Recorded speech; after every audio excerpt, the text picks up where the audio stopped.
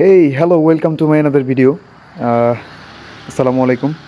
আশা করি সকলেই ভালো আছেন। আহ, এখন মেবি সকাল 8টা, রোদ উঠে গেছে। আসলে খুবই মজাদার একটা দিন। যাই হোক, একটু একটু ঠান্ডা পড়ছে। ঠান্ডা একটু একটু বললেই কম হবে, আসলে অনেক ঠান্ডা। আর রাইড করছি এইখানে আরও বেশি মারাত্মক রকমের ঠান্ডা। যাই হোক, খুব মজার একটা দিন। ক্যামেরাটা সেট করছি, কোনোভাবেই হচ্ছে না। একটু ঘোরাচ্ছি।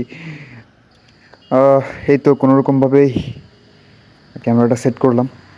যাই হোক, আমার বাইক হচ্ছে পালসার এনএস। আসলে বাংলাদেশের বাইকের প্রেক্ষাপটে যদি বলি, তাহলে এই যে এখনকার জেনারেশনের যে ক্রাশ বাইকগুলো, যেমন ধরেন 4B, হ্যাঁ, তারপর হচ্ছে R15, MT, আরও অনেক ধরনের বাইক আছে যেগুলো আপনার খুব ভালো কোয়ালিটির। হ্যাঁ, এই ক্ষেত্রে বাংলাদেশের প্রেক্ষাপটে যে বাইকটিতে সর্বপ্রথম ছিল, যে বাইকটি আমাদের বাংলাদেশে সর্বপ্রথম এসেছিল, যেটাতে ছিল হচ্ছে আপনার ডিস্ক ব্রেক, তারপর হচ্ছে আপনার মুড বলেন, হলার বলেন, সব কিছু মানে পারফেক্টলি ছিল। যে বাইকটা, এই বাইকটার নাম হচ্ছে পালসার। এটা কিন্তু অস্বীকার করা যাবে না।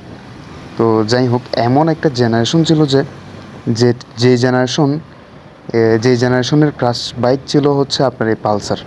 ইভেন এখনও পর্যন্ত, এখন বর্তমান জেনারেশন বলেন কিংবা ওল্ড জেনারেশন বলেন, আমাদের বাপদাদার এরকম আর কি, ঠিক আছে, এদেরও এখনও পর্যন্ত পছন্দের বাইক ওই পালসারটাই। বুঝতে পারছেন যে ওয়ান কালারের যে পালসারটা ছিল, এটা মারাত্মক লেভেলের একটা বাইক ছিল।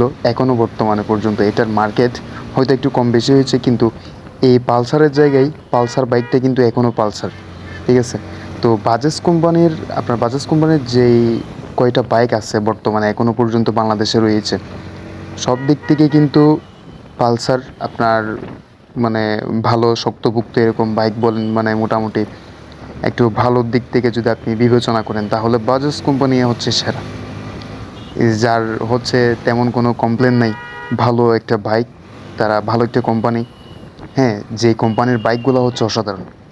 আরেকটা বিষয় হচ্ছে কি, মানে আপনার যদি এমন প্ল্যান থাকে যে আপনি 4B নেবেন, তাহলে আমি সাজেস্ট করবো ভাই আপনারা, আপনি মোটামুটি এই যে নতুন যে বাইকটা আসছে পালসারের, যে ওই N160, এই বাইকটা আসলে সাউন্ডের দিক দিয়ে মারাত্মক লেভেলের, আর হচ্ছে ভালো কোয়ালিটির এই বাইকটা, মানে কম প্রাইসের মধ্যে ভালো একটা বাইক এই পালসার এনএস। তো এই ক্ষেত্রে হচ্ছে আপনি ফোরবি না, 4Bর দিকে না গিয়ে হচ্ছে আপনি পালসারের দিকে আসতে পারেন, N160-র দিকে আসতে পারেন।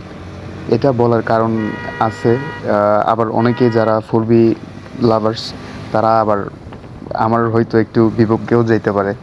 এখন এই বিষয়টা হচ্ছে, আসলে আমি বলি, 4Bর যেরকম একটা ইনস্ট্যান্ট একটা পাওয়ার আছে, এটা কিন্তু অস্বীকার করার মতো না। 4Bর আসলে মারাত্মক লেভেলের একটা ইনস্ট্যান্ট পাওয়ার আছে, যেটা হচ্ছে মানে আপনার খুব কম সময়ের মধ্যে হচ্ছে ইনস্ট্যান্ট একটা পিক আপ থাকে যে বাইকটার মধ্যে, এটা হচ্ছে 4B। এক্ষেত্রে আবার 2B কিন্তু সেরা, খুবই ভালো ইনস্ট্যান্ট পাওয়ারের দিক দিয়ে, ইনস্ট্যান্ট পিক আপের দিক দিয়ে হচ্ছে 4B 2B এগুলো হচ্ছে বেস্ট।